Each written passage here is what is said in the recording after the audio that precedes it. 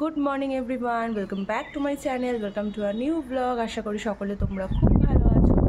আর দেখো কথা বলছি, এই জায়গাটাতেই এত হাওয়া আসছে, আমি অনেকক্ষণ এখানে বসে আছি, তো ভাবলাম যে এখান থেকে আজকে ব্লগটা স্টার্ট করি। আজকে ওয়েদারটা ভীষণ ভালো, খুব সুন্দর হাওয়া দিচ্ছে। তো আজকে হচ্ছে মঙ্গলবার 2 তারিখ, আর কালকে বেবি পাপা নাইট ডিউটি গেছে। আজকে সকালবেলা আমি অনেকক্ষণ উঠেছি, মাম্মাম এখনও ঘুমোচ্ছে, ওকে এখনও ডাকিনি। তো ওই 7:30 এখনও বাজেনি।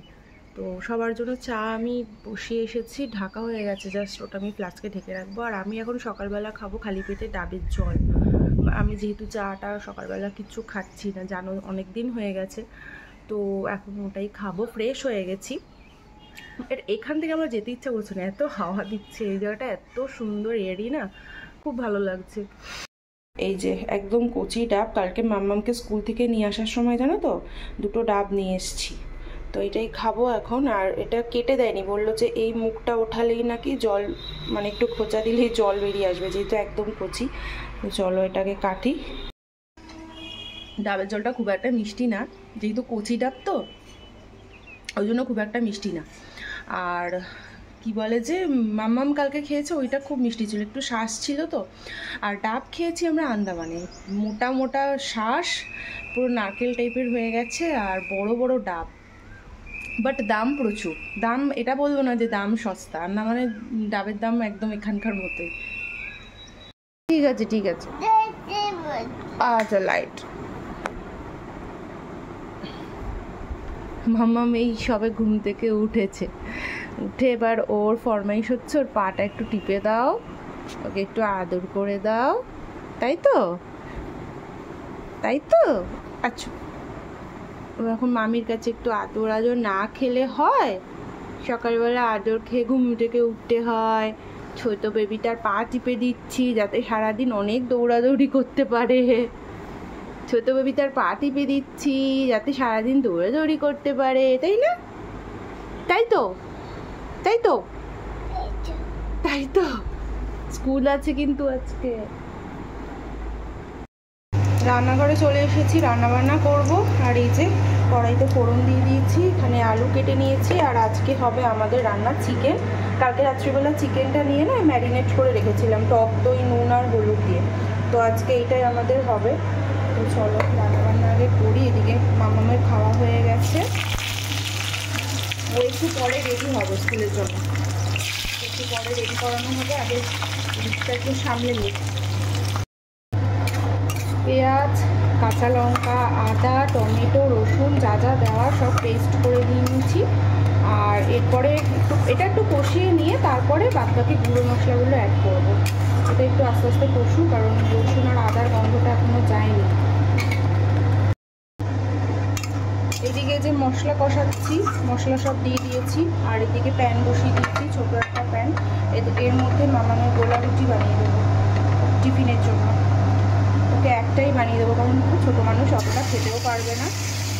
পাতলা করে একটা গোলা রুটি বানিয়ে দেবো, টিফিনে হয়ে যাবে।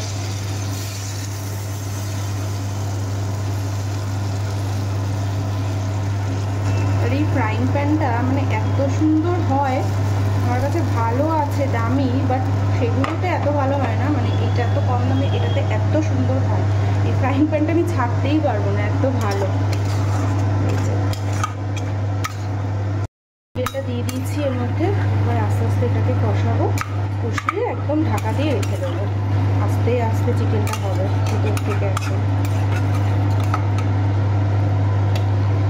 চিকেন থেকে জল বেরিয়ে গেছে, এরপরে আমি আস্তে আস্তে আলুগুলো দিয়ে দেবো।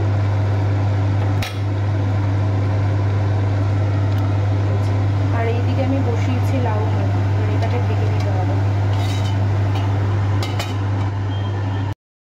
এই দেখো এখানে আমার চিকেনটা হয়ে গেছে রেডি। আর এই মাত্র জাস্ট গ্যাসটা অফ করেছি, ওই জন্য এখনও ধোয়া বেরোচ্ছে। আর ওপর দিয়ে না একটু মেথি ছড়িয়ে দিয়েছি, যাতে টেস্টটা একটু অন্যরকম লাগে। গরম মশলাটা দিইনি, গুঁড়োটা। তো চলো, এই যে আমার সব সবজি দিয়ে ওটসের চিলা, আর তার সাথে একটু টমেটো কেচাপ। এটা ভীষণ হেলদি খাবার আর ভীষণ টেস্টি হয় এই ওটসের চিলাটা খেতে। তো চলো আগে ব্রেকফাস্টটা খেয়ে নিই। দেখো দেখো দুষ্টুমিটা দেখেছো? এই ড্রেস ভিজে যাবে, চলো চলো চলো। ঠিক আছে, হয়েছে হয়েছে, বর্ষার দিনে করতে হয়, ড্রেস ভিজে যাবে মা, চলো চলো। কার্তিকদা ধুয়েছে কিন্তু, শোনো তুমি এরকম করো না, চলো। পরিষ্কার হয়ে গেছে, দেখেছো তো? এবার বকু দেবো কিন্তু। যাই, আমি চলে যাই, তুই থাক, চলো।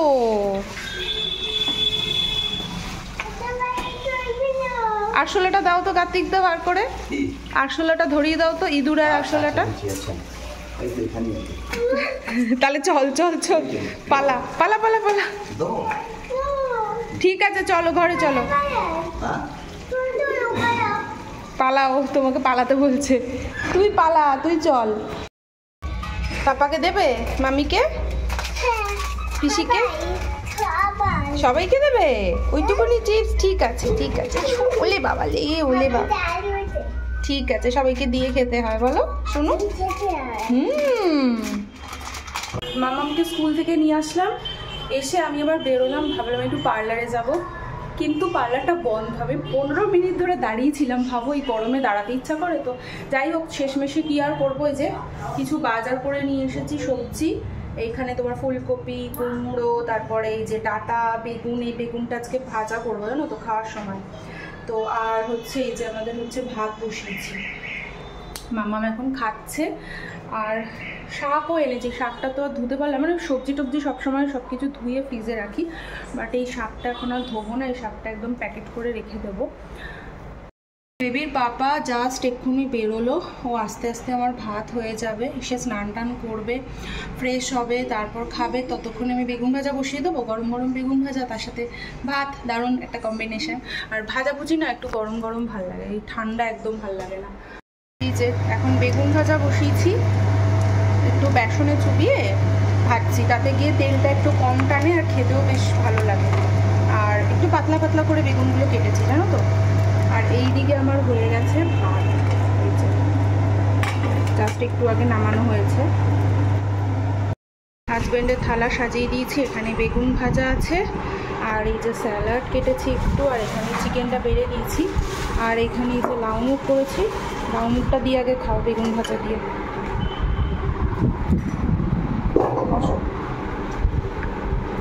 আমি না যে বড়ি দিয়ে দিয়েছি লাউ মুখে, ফার্স্টে ভেবেছিলাম দেবো না, তারপর বড়িটা ভাজা হয়ে গেছে বলে দিয়ে দিয়েছি। গরমে লাউ মুখ খাওয়া কিন্তু ভীষণ ভালো, খেয়ে নাও। আর আমার প্লেটে এই যে আমি নিয়ে নিয়েছি একবারে, দেখো।